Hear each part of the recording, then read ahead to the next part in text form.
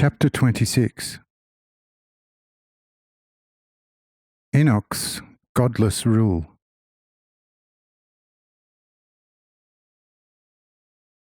Now let us for a while return to the city of Enoch, and I will show you in passing what the situation there was like after a period of only 30 years. And behold, Enoch had now chosen the most beautiful wife, and in addition 2 concubines, and kept committing excessive harlotry with them.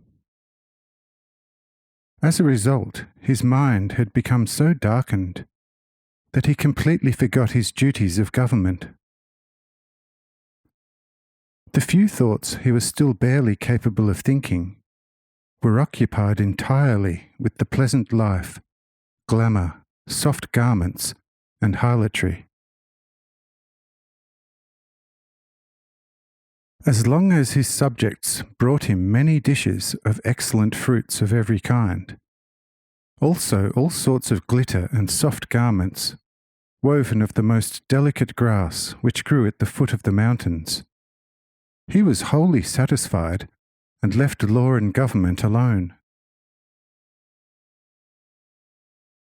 His subjects, noticing that he had become indifferent, took advantage of his blindness. Also, his servants noticed what was happening and, being as crafty and cunning as the serpent itself, sought in many ways to lull their lord to sleep. They deceitfully granted the subjects all sorts of amusements, as long as they diligently delivered to them their ever-increasing number of gifts. And behold, since these servants now saw that they could get away with all these things with impunity, they began to rule the people, giving them laws. Firstly, they had to worship their sovereign as a god by bringing all kinds of sacrifices. Secondly, the most beautiful daughter of some subject had to be given to the sovereign, and the fortunate subject who became such a giver would be exempted from all taxes, become the free owner of his house, and would be admitted to the mansion of the sovereign, where he could socialize with the servants. And once a year he would be able to meet his sovereign face to face and thank him for his great grace and all the privileges enjoyed. And behold, this was, as you would say, a stroke of genius on the part of the serpent. For now the parents began to keep their daughters at home, giving particular care to them that they might become especially tender and beautiful, in order to gain a certain degree of freedom for the future. Such a beauty would then no longer look at a common man, as she felt herself destined for the sovereign. Now, what was the result of such reciprocal deceit? The worst you could imagine, namely, the servants finally seized the entire government by cunningly convincing Enoch that he was now no longer the people's ruler, but their god, and that it would now be beneath the dignity of his divine status, of exalted and unspeakable sublimity, to give laws to the worms of the earth. Because of their boundless respect for his sublime holiness, his servants were willing to take this degrading business upon themselves.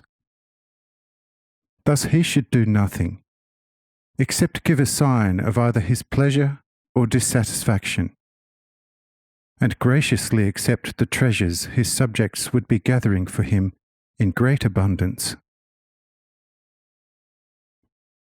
Furthermore, he should show himself to the people only once a year, when everyone would be prostrating themselves before him and worship him from the dust. and if he then felt like showing a particular favour to one of the dust-covered worms, this would be done by a hard kick on the head of the worm with his half-foot. And the one granted such a sublime favour, maybe for offering his beautiful and charming daughter, shall be promptly raised from the ground to behold the divine sublimity of the Lord of all might and power. And he shall then become a free citizen of the half-city of Enoch, the exalted God. Such words of his servants flattered Enoch's self-love and vanity to such a degree that he immediately fully agreed to all their proposals. Oh, for his utter foolishness! And lo, at last his servants had achieved that for which they had so long been striving, namely, the law-giving, the punishing, and thereby the whole government. Thus, instead of one, there were now 10 rulers who did not make the least distinction between men, who were their brothers, and animals, except that they classed them as rational and irrational beasts.